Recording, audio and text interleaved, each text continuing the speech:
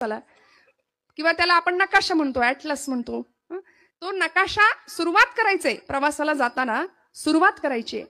मग काहीतरी आडाखे, काहीतरी ठरलेलं आहे. मी या मार्गाने गेले, कुठला रस्ता ते गुगल बाई आपल्याला सांगते, कुठल्या मार्गाने जा, इकडून जाऊ नका, तिकडून जा, आहे की नाही. शॉर्टकट बरोबर शोधून देते, आडवळणाचे खड्ड्याचे रस्ते बरोबर तिला तोच रस्ता आम्हाला दाखवायचा असतो.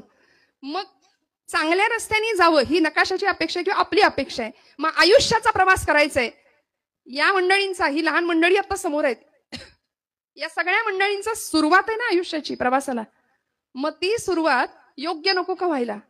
योग्य ठिकाणावर जर पोहोचायचं असेल तर योग्य वेळी हातामध्ये ग्रंथ नकोत का घ्यायला?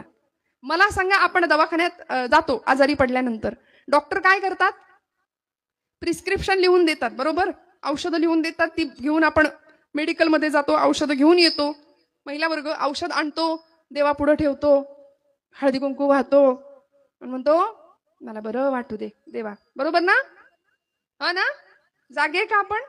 मग काय म्हणणं आहे, घेतो का औषध? आपण घेतो ना, घेतो. जो काही असेल 3 दिवसाचा, 4 दिवसाचा, 5 दिवसाचा कोर्स असेल तो पूर्ण करतो.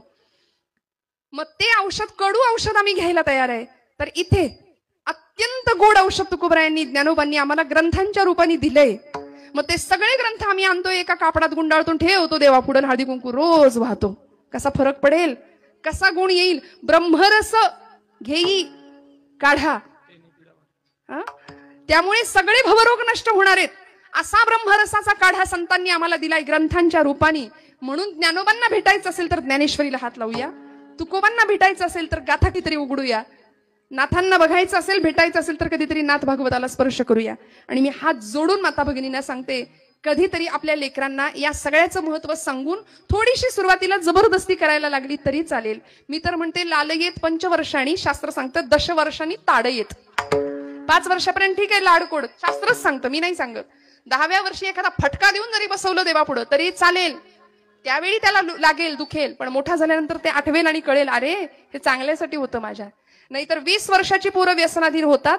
20 वर्षाच्या पोरांच्या हातामध्ये बिडी काडी आहे, 25 वर्षाच्या पोरामध्ये हातामध्ये बाटल्या आहेत.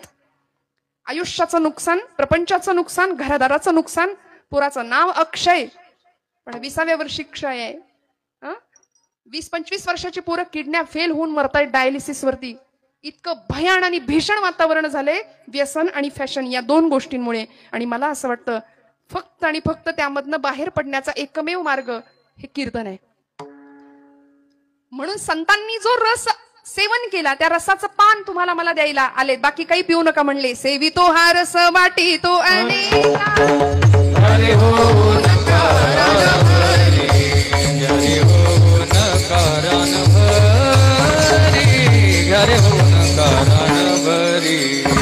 तो हरत वाटी तो अनेका सारे हो नकारान भरी, घरे हो नकारान भरी, घरे हो नकारान भरी. ज्या ब्रह्मरसाचं सेवन पान संतांनी केलं ते तुम्हाला मला मिळावं म्हणून संत आलेत.